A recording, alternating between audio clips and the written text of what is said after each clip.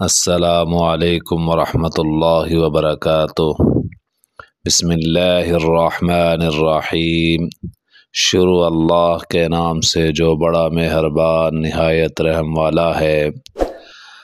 حضرت عقبہ بن عامر رضی اللہ عنہ سے روایت ہے کہ حضور رحمت للعالمین صلی اللہ علیہ وسلم نے ارشاد فرمایا، جس نے اللہ تعالی کی رضا کی خاطر ایک دن کا روزہ رکھا، اللہ تعالی اسے دوزخ سے 100 سال کی مسافت دور فرمائے گا۔